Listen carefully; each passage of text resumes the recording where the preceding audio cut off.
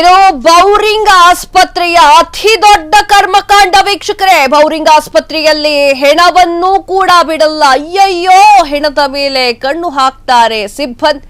ಇದು ಬೌರಿಂಗ್ ನಲ್ಲಿ ನಡೆಯುತ್ತಿರುವಂತಹ post mortem ಕರ್ಮಕಾಂಡ ಬಯಲಾಗಿದೆ.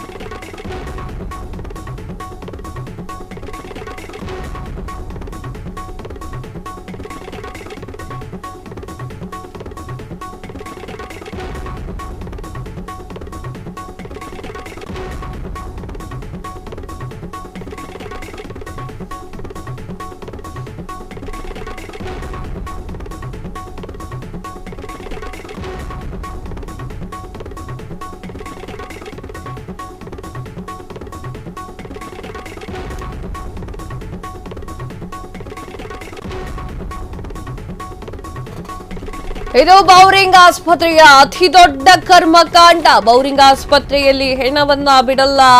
ಅಯ್ಯಯ್ಯೋ, ಹೆಣದ ಮೇಲೆ ಕಣ್ಣು ಹಾಕ್ತಾರೆ ಸಿಬ್ಬಂದಿ. ಇದು ಬೌರಿಂಗ್ ನಲ್ಲಿ ನಡೀತಿರುವಂತಹ ಪೋಸ್ಟ್ ಮಾರ್ಟಮ್ ಕರ್ಮಕಾಂಡ.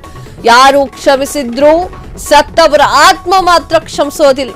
ಮಿನಿಸ್ಟರ್ ಶರಣ ಪ್ರಕಾಶ್ ಪಾಟೀಲ್ ಅವರೇ ಇದೇನು ಕರ್ಮ. ಫ್ರೀಡಂ ಟಿವಿಯನ್ನ ನೋಡಿ ಬೌರಿಂಗ್ ಕರ್ಮಕಾಂಡವನ್ನ ತಡೀರಿ. ಇದು ಫ್ರೀಡಂ ಟಿವಿಯ ಎಕ್ಸ್ಕ್ಲೂಸಿವ್ ಸ್ಟೋರಿ. ಎಸ್ ವೀಕ್ಷಕರೇ, ಈ ಹಿಂದೆ ಚಿನ್ನಸ್ವಾಮಿ ಕಾಲ್ತುಳಿತ ಪ್ರಕರಣಕ್ಕೆ ಸಂಬಂಧಪಟ್ಟಂತೆ ಒಬ್ರು ಪೇರೆಂಟ್ಸ್ ಮಾತನಾಡಿದ್ರು.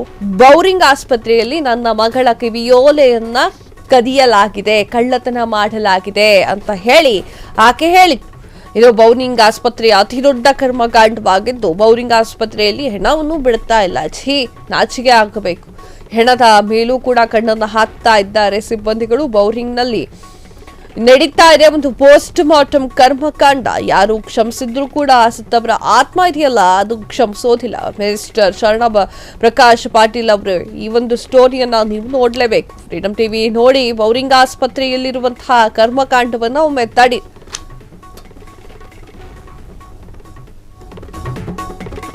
ಚಿನ್ನಸ್ವಾಮಿಯಲ್ಲಿ ಕಾಲ್ತುಳಿತದಲ್ಲಿ ಸತ್ತವಳ ಹೆಣವನ್ನ ಬಿಡ್ಲಿಲ್ಲ.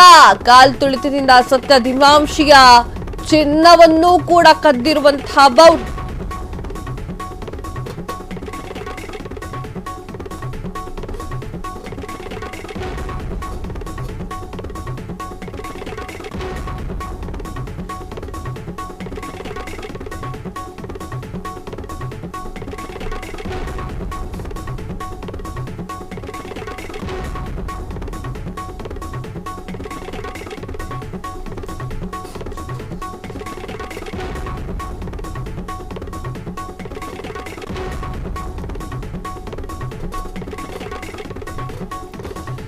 ಚಿನ್ನಸ್ವಾಮಿಯಲ್ಲಿ ಕಾಲ್ತುಳಿತ, ಅದರಿಂದ ಸತ್ತವಳ ಹೆಣವನ್ನು ಕೂಡ ಬಿಟ್ಟಿಲ್ಲ.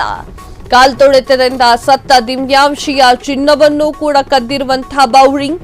ಪೋಸ್ಟ್ ಮಾರ್ಟಮ್ ಮಾಡಿಸುವಾಗ ರಿಂಗ್ ಕದ್ದಿರುವಂತಹ ಬೌರಿಂಗ್ ಸಿಬ್ಬಂದಿ. ಮೃತದೇಹ ಶವಕಾರಕ್ಕೆ ಹೋಗುವಾಗ ದಿವ್ಯಾಂಶಿ ಕಿವಿಯೋಲೆ ಸರ ಇತ್ತು. ಆದ್ರೆ ಪೋಸ್ಟ್ ಮಾರ್ಟಮ್ ಆದ್ಮೇಲೆ ದೇಹ ಹೊರಗೆ ಬಂದ ಮೇಲೆ ಕಿವಿಯೋಲೆ ಸರ ಮಾಯವಾಗಿದೆ. ಥೂ. ಬೌರಿಂಗ್ ಆಸ್ಪತ್ರೆಯ ಸಿಬ್ಬಂದಿಗಳು ಇನ್ನೆಷ್ಟು ಬರಗೆಟ್ಟಿರಬಹುದು ಅಂತ. ಹೆಣದ ಮೇಲಿರುವಂತಹ ಚಿನ್ನವನ್ನೂ ಕೂಡ ಕದಿಯುವಷ್ಟು ಕೀಳು ಮಟ್ಟಕ್ಕೆ ಇಳಿದಂತಹ ಬೌರಿಂಗ್. ತೋನಿನ್ನ ಜನ್ಮಕ್ಕೆ ಸತ್ತವರ ಮನೆಯಲ್ಲಿ ಈ ತರ ಮಾಡೋದು ತಪ್ಪು. ಮೃತರ ಕುಟುಂಬ ನೋವಿನಲ್ಲಿದ್ರೆ ಹೆಣದ ಒಡವೆಯನ್ನ ಕದಿತೀರಲ್ರೋ. ಬೌರಿಂಗ್ ಆಸ್ಪತ್ರೆ ಕದಿಮರೆ, ನಿಮಗೆ ನಾಚಿಕೆ ಆಗಲ್ವಾ? ನೀವು ಬಂದು ಈ ಒಂದು ದಿನ ಸಾಯ್ತೀರಾ ತಾನೆ, ಹೆಣಕ್ಕೂ ಅವಮಾನವನ್ನ ಮಾಡ್ತೀರಲ್ಲ. ಸಚಿವರೇ, ಹಿರಿಯ ಅಧಿಕಾರಿಗಳೇ, ಬೌರಿಂಗ್ ಕಳ್ಳನ್ ಮಕ್ಕಳಿಗೆ ಮೊದಲು ಬುದ್ಧಿಯನ್ನ ಕಲಿಸಿ. ನಾಚಿಕೆ ಆಗುವಂತಹ ವಿಚಾರ ಇದು ಬೌರಿಂಗ್ ಆಸ್ಪತ್ರೆಗೆ. ದಿವ್ಯಾಂಶಿನ ಒಳಗಡೆ ಕರ್ಕೊಂಡು ಹೋದಾಗ ಬಿಲಾಂಗಿಂಗ್ಸ್ ಎಲ್ಲ ಮೊಬೈಲ್ಸ್ ಹತ್ರನೇ ಇತ್ತು. ಸೊ ಡಿಂಪಲ್ ಮೈ ಮೇಲೆ ಏನಿತ್ತು ನಮಗೇನು ಗೊತ್ತಿಲ್ಲ. ಆಮೇಲೆ ಡಿಂಪಲ್ನ ಹೊರಗಡೆ ತೊಗೊಂಡ್ಬಂದಾಗ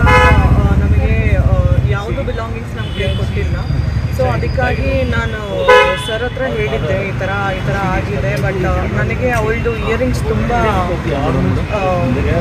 ತುಂಬ ಅವಳು ಸೆಂಟಿಮೆಂಟಿಂದ ಹಾಕೊತಾ ಇದ್ದು ಒಂದು ಕಂಟಿನ್ಯೂಸ್ಲಿ ಒಂದು 1.5 ಇಯರಿಂದ ಅವ್ರ ಕಿವಿಯಲ್ಲೇ ಇತ್ತು. ಸೊ ಅದು ನನಗೆ ಬೇಕಾಗಿತ್ತು ಅಂತ ನಾನು ಅವರಿಗೆ ಹೇಳಿದ್ದೆ. ಬಟ್ ಅವರು ಇಂಟರ್ನಲ್ಲಿ ತುಂಬ ಟ್ರೈ ಮಾಡಿದ್ದಾರೆ, ಅದು ಸಿಗಲಿಲ್ಲ ನನಗೆ, ಇವತ್ತುವರೆಗೂ ಇನ್ನೂ ಸಿಗಲಿಲ್ಲ. ಸೊ ಅದಕ್ಕೋಸ್ಕರ ನಾನು ರಿಟರ್ನ್ ಕಂಪ್ಲೇಂಟ್ ಕೊಡಬೇಕು ಅಂತ ಸರ್ ಹೇಳಿದರು. ಸೊ ಹಾಗಾಗಿ ಇವತ್ತು ಬಂದು ನಾನು ರಿಟರ್ನ್ ಕಂಪ್ಲೇಂಟ್ ಕೊಟ್ಟೆ. ನನಗೆ ಬೇಕಾಗಿದ್ದು ಅವಳು ಇಯರಿಂಗ್ಸ್ ಮಾತ್ರ ಬೇಕಾಗಿತ್ತು. ಬಿಕಾಸ್ ಅವಳು 1.5 ಇಯರಿಂದ ಆ ಇಯರಿಂಗ್ಸ್ನ ತೆಗೆದೇ ಇರ್ಬೋದು. ಸೊ ಅವಳು ತುಂಬ ಇಷ್ಟಪಟ್ಟು ಹಾಕೊಂಡಿದ್ಲು ಅವಳು, ಅದು ಬೇಕಾಗಿತ್ತು ನನಗೆ ಮೇಡಮ್. ಅಂದ್ರೆ ಅಲ್ಲೂ ಸಹ ಇದೆ. ಅದು ಅವತ್ತು ದಿವ್ಯಾಂಶಿನ ಕ್ಷಣ ಕ್ಷಣದ ಸುದ್ದಿಗಳಿಗಾಗಿ ಫ್ರೀಡಂ ಟಿವಿ ಸಬ್ಸ್ಕ್ರೈಬ್ ಮಾಡಿ, ಲೈಕ್ ಮಾಡಿ ಹಾಗೂ ಫಾಲೋ ಮಾಡಿ. ಹೊಸ ಸುದ್ದಿಗಳ ನೋಟಿಫಿಕೇಶನ್ಗಾಗಿ ಬೆಲ್ ಐಕಾನ್ ಮೇಲೆ ಕ್ಲಿಕ್ ಮಾಡಿ.